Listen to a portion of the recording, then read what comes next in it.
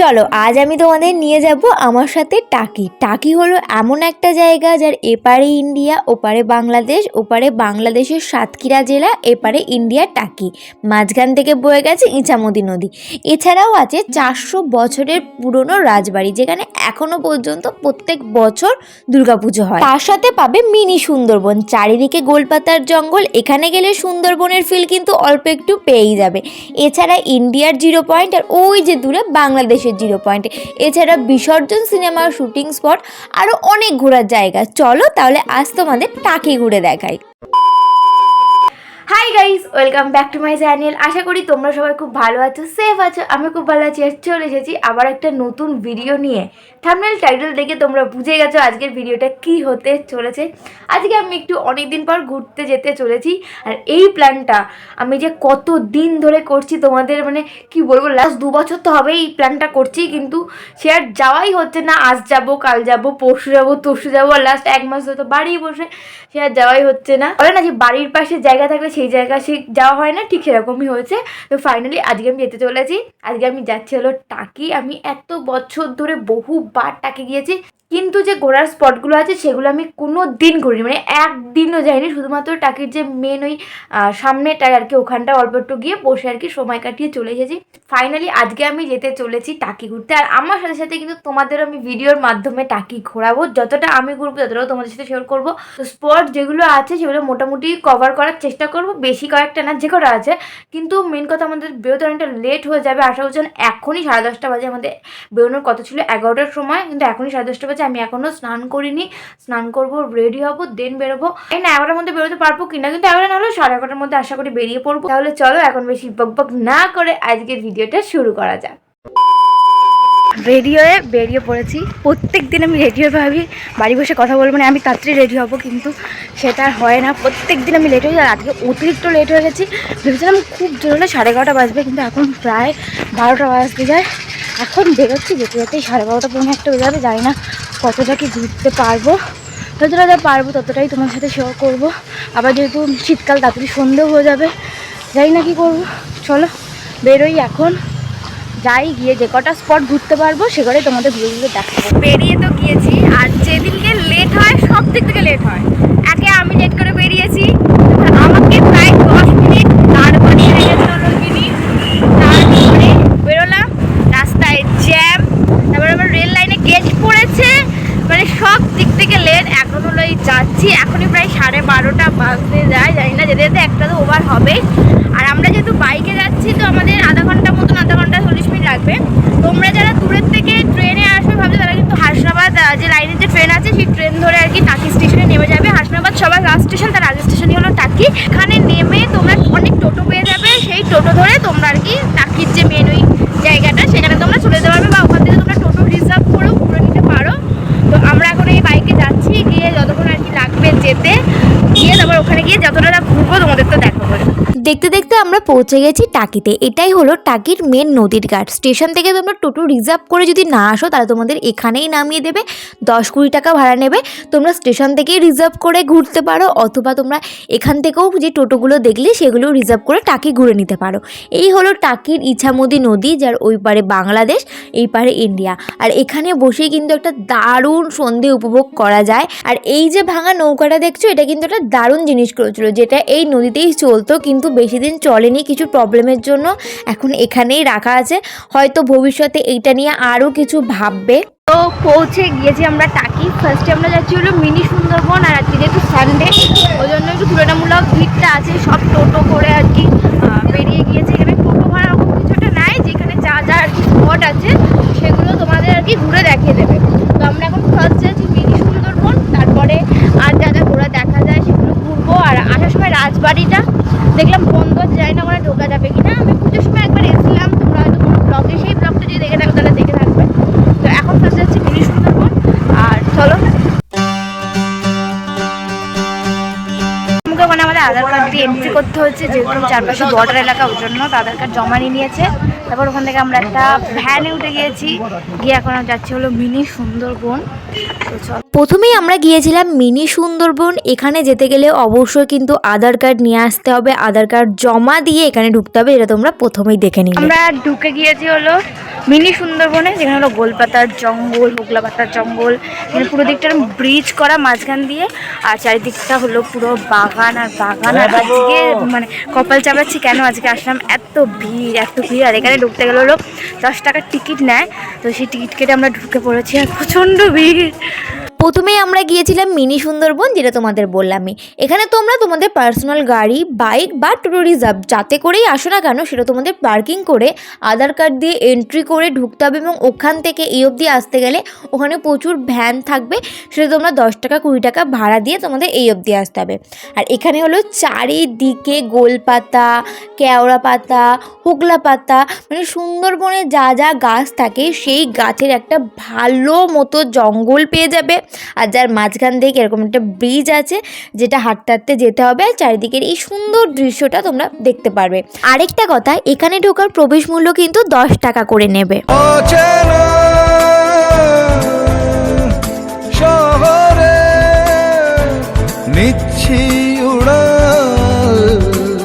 Mini সুন্দরবনের ভিতরে পেয়ে যাবে এই জায়গাটা। তার আগে ওই দিনের ভিড়টা তোমাদের একটু দেখাই। আমরা গিয়েছিলাম সানডেতে, ওই জন্য প্রচণ্ড ভিড় পেয়েছি। তোমরা উইকডেসে এসো, তাহলে একটু ভিড় কম পাবে। এবার বলি জায়গাটা, এটা হলো ইন্ডিয়া 0 পয়েন্ট, আর ওই যে দূরে দেখতে পাচ্ছ ওটা হলো বাংলাদেশের 0 পয়েন্ট। নুরদের মতো হাসলে না, আমায় ভালোবাসলে না, আমার কাছে। ওইটা হলো বাংলাদেশ, আর সব থেকে শর্ট দেখাই যাচ্ছে বাংলাদেশ, ওই জন্য এখানে আছে। যে জায়গাটা তোমাদের দেখালাম সেটা হলো ইন্ডিয়ার 0 পয়েন্ট, আর ওই সাইডে হলো বাংলাদেশের 0 পয়েন্ট। ওখানে তো ভালোভাবে কথা বলতে পারলাম না, কারণ প্রচণ্ড লোক ছিল। ভেবেছিলাম যেরকমভাবে এসে তোমাদের ঘোরাবো সেরকমভাবে তো ঘোরাতে পারছি না, তো প্রচণ্ড লোক 100। আর এখন সবাই টাকি ঘুরতে আসে, টাকিটা এখন ভালো ঘোরার স্পট করেছে। শুধু আমি যে বাড়ির কাছে থেকেও এতদিন ঘুরতে আসতে পারিনি, আর যার জন্য এনার জন্য ইনি আমাকে ঘুরতে নিয়ে আসতেও পারেনি। তো আজকে ফাইনালি অনেক দিন পর আসলাম। ওই মিনি সুন্দরবনের মধ্যে পেয়ে যাবে এইরকম একটা ওয়াচ টাওয়ার। তো আমরা এই ওয়াচ টাওয়ারের ওপরে উঠে যাই। এটা ওই 3-4 তলা বাড়ির সমানে হবে। আর এই ওয়াচ টাওয়ার থেকে ভিউটা কিছুটা এইরকম, চারিদিকে শুধু সবুজ আর সবুজ। আমার তো ভিউটা দারুণ লেগেছিল, মানে যে জঙ্গলের মধ্যে দিয়ে আসলাম সেই জঙ্গলটার পুরো ভিউটা এখানে পাওয়া যাবে।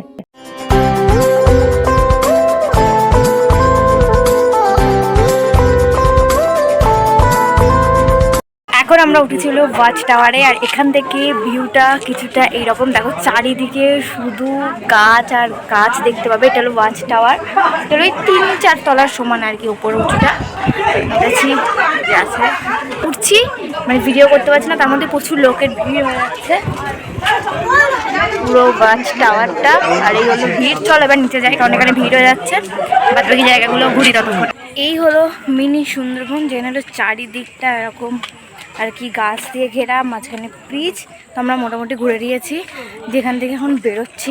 বেশি টাইম ওয়েস্ট করবো না, যেহেতু আমরা হাতে খুব কম সময় নিয়ে এসেছি। তো যতগুলো জায়গা ঘোরা যায়, কারণ প্রায় 4টে 4:30 বাজে মানে সন্ধ্যা হয়ে যাবে। তো চলো এখন এখান থেকে আমরা হলো বেরোচ্ছি। ওখান থেকে বেরিয়ে আমরা সোজা চলে আসি এখানে। এইটা হলো বিসর্জন সিনেমার শুটিং স্পট। বিসর্জন সিনেমায় জয়া হোসেনের বাড়ি ছিল নাকি এটা। এখানে ঢোকার কোনো টিকিট ছিল না, যদিও আমি এখনো অবধি বিসর্জন সিনেমাটা দেখিনি, কিন্তু এটা দেখার পর বিসর্জন সিনেমাটা দেখার ইচ্ছেটা বেড়ে গেছে। তোমরা যারা দেখেছো তারা জানিও তো এই বাড়িটা ওই সিনেমাতে আছে কি না। আর কেন জানি না এই ধেড়ে বাঁদরগুলো গাছে লাফিয়ে লাফিয়ে উঠছিল। যাই হোক, আমার এই জায়গাটা খুব পছন্দ হয়েছিল। তো এখন আমরা এসেছি হলো এখানে হলো বিসর্জন যে সিনেমা হয়েছিল সেটার শুটিং স্পট। এই যে বাড়িটা দেখতে পাচ্ছ পিছনে, মানে সেই বিসর্জন সিনেমার শুটিং হয়েছিল। এখন ওখানটায় অনেক লোক রয়েছে বলে আমি এই সাইডটা আসলাম। আর একটা পুকুর আছে, একদম মানে গ্রাম্য পরিবেশ যেটা বলে সেটা একদম।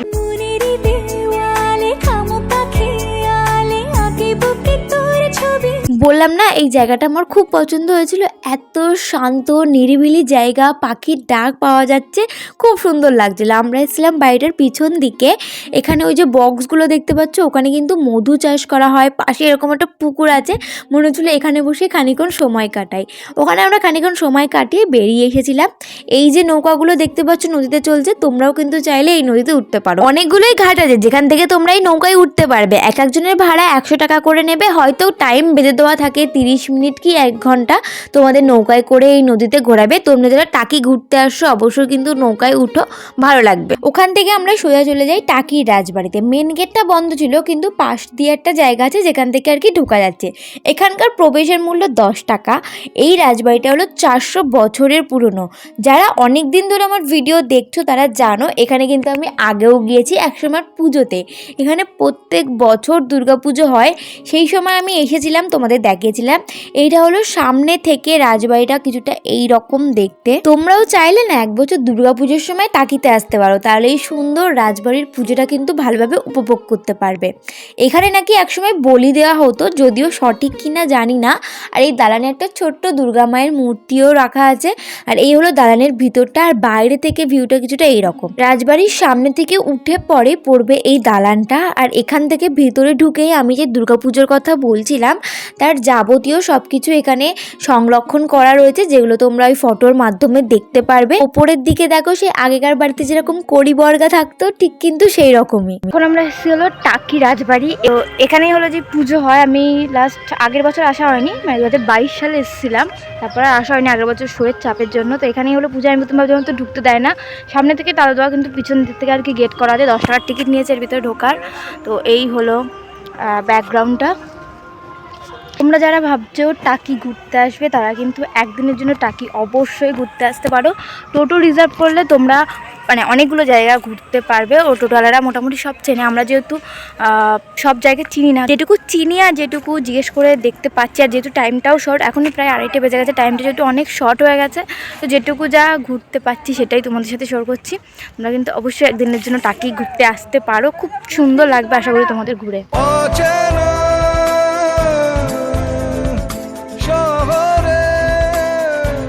নিচ্ছি উড়াল কেন আজকাল,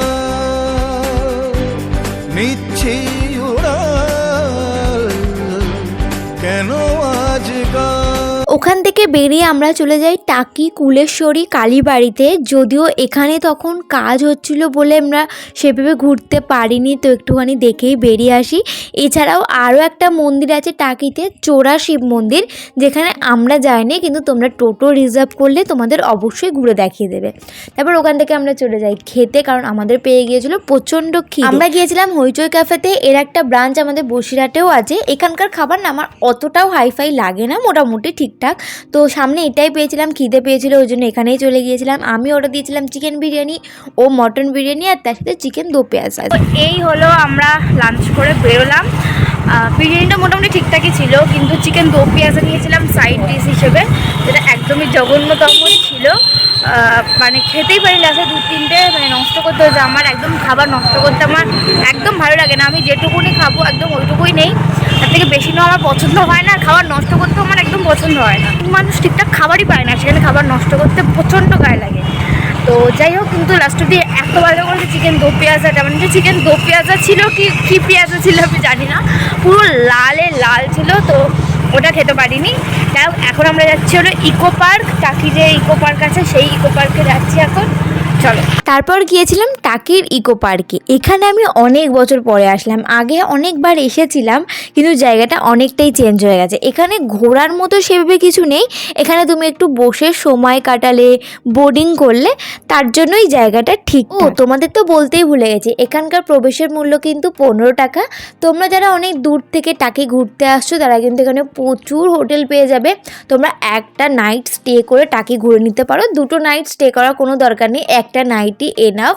আর যারা একটু কাছাকাছি থেকে আসো তারা একদিনে সকাল সকাল চলে এসে টোটো বুক করে ঘুরে নিতে পারো, যেটা তোমাদের আমি আগেই বলে দিলাম।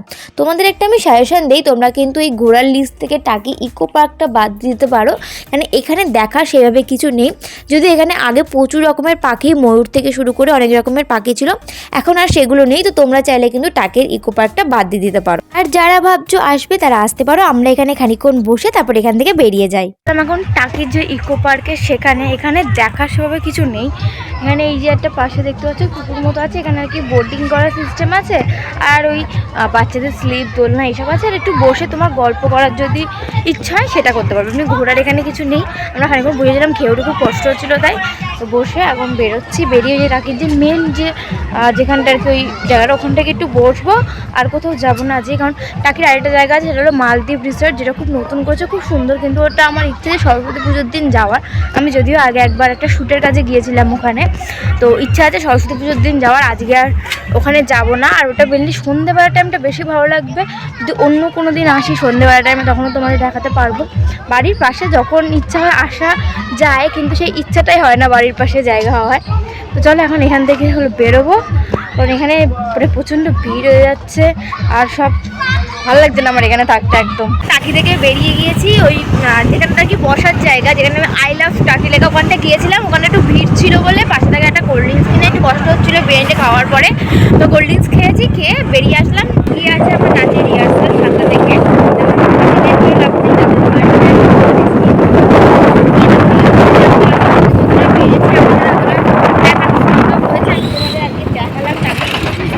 আরও প্রচুর স্পট আছে টুকটাক, যেগুলো আবার অন্য সময় যদি আসি বা সময় আমরা তো টাকি আসি বা অন্য কোনো একদিকে আবার দেখা এখন তো বাড়ি থেকে আধা ঘন্টা 40 মিনিট মতো লাগবে আমাদের যেতে। আর এখন ঠান্ডাটা লাগছে, এখন খুব একটা ঠান্ডা লাগছিল না, এখন ঠান্ডা লাগছে। ছবিটা একটু নিয়ে আসলে ভালো তো, গান তো বেঁচে যেত। বাড়ি গিয়ে না, বাড়ি এসে আমি আর রেস্ট করার টাইম পাইনি। এসে পরে আমি চলে গিয়েছিলাম রিহার্সালে। রিহার্সাল থেকে বাড়ি এসেছি প্রায় 10:30। এখন করে দেবে যে 11:45। এখন আমি ডিনার করিনি। ডিনার করার আগে ভাবলাম যে ভিডিওটা এন্ড করে রাখি, কারণ ডিনার করেই আমি দেবো একটা লম্বা ঘুম, কারণ খুব কষ্ট হচ্ছে। তো ভাবলাম ওই জন্য ভিডিওটা এন্ড করি। তো যতটা আমার দ্বারা সম্ভব হয়েছে, যে কটা স্পট আমি ঘুরতে পেরেছি সবটাই তোমাদের সাথে শেয়ার করলাম। এখনও 2-3টে স্পট আছে যেগুলো আজকে আমি ঘুরিনি। আর লাস্টের দিকে কথা হয়তো তোমরা শুনতে পারো না, কারণ এত জোরে তখন বাইক চালাচ্ছিল আর হাওয়া ছিল, ওই জন্য লাস্টের দিকে কথা শোনা যায়নি। যাই হোক, এখনও 2-3টে স্পট ঘোরা হয়নি, যেগুলো পরবর্তীকালে তোমাদের কোনো ভিডিওতে শেয়ার করে দেবো অবশ্যই। তোমরাও চাইলে একদিনের জন্য কিন্তু টাকি অবশ্যই ঘুরে যেতে পারো, খুব সুন্দর জায়গা, একদিনের জন্য খুব ভালো। ওরা চাইলে একদিন থেকে ওখানে প্রচুর হোটেল পেয়ে যাবে, হোটেলে থেকেও ঘুরতে পারো, বা সকালবেলা এসে সারাদিন ঘুরে সন্ধ্যেবেলার মধ্যে বাড়িও চলে যেতে পারো। তবে তোমরা একটা টাকি ট্যুর করতে পারো। আর ওখানে প্রচুর টোটো পেয়ে যাবে, যেটা আমি তোমাদের বললাম। স্টেশন থেকে বেরিয়েও তোমরা টোটো রিজার্ভ করে নিতে পারো, বা মেন যে টাকির যে ঘাটটা, যেখানে লোকে বসে আর কি টাইম কাটায়, তো ওখানেও প্রচুর টোটো পেয়ে যাবে। সেগুলো তোমরা একটু ঠিকঠাক করে, আমি ঠিকঠাক জানি না কত টাকা নেয়, ওটা আমি তোমাদের বলতে পারলাম না, কারণ আমি তো টোটো রিজার্ভ করে ঘুরিনি। তো ওইখানটা তোমরা আর কি ঠিকঠাক করে দাম করে টোটো রিজার্ভ করে পুরো জায়গাটা ঘুরে নিতে পারো। তো আজকের ভিডিওটা এই অবধি রাখলাম, আর ভিডিওটা লং করবো না। আশা করি আমি তোমাদের সাথে টাকির একটা ছোট্ট ট্যুর শেয়ার করতে পারলাম। যদি তোমাদের ভিডিওটা ভালো লাগে অবশ্যই লাইক করো, কমেন্ট করে জানিও ভিডিওটা তোমাদের কেমন লেগেছে। তোমাদের মধ্যে কারা কারা অলরেডি টাকি ঘুরে গেছো সেটাও কিন্তু অবশ্যই জানিও। যারা আমার চ্যানেলে নতুন, যারা আমাকে নতুন দেখছো, আমার ভিডিও নতুন দেখছো, যদি কোথাও কিছু ভালো লেগে থাকে চ্যানেলটা সাবস্ক্রাইব করে যেও। যারা সাবস্ক্রাইব করছো তারা পাশের বেল আইকনটি অবশ্যই প্রেস করো, যাতে আমি যে কটা ভিডিও আপলোড করি প্রত্যেকটা নোটিফিকেশন তোমাদের কাছে ঠিক টাইম মতো পৌঁছায়। যারা এই ভিডিওটা আমার ফেসবুক পেজ থেকে দেখছো অবশ্যই আমার পেজটাকে ফলো করে দিও। তোমরা চাইলে আমাকে ইনস্টাগ্রামে ফলো করতে পারো, সব কিছু লিঙ্ক ডেসক্রিপশন বক্সে অলরেডি দেওয়া আছে। যাও ঝটপট গিয়ে চেক আউট করেছে। চলো তোমাদের সাথে আবার আমার দেখা হচ্ছে নেক্সট ভিডিওতে।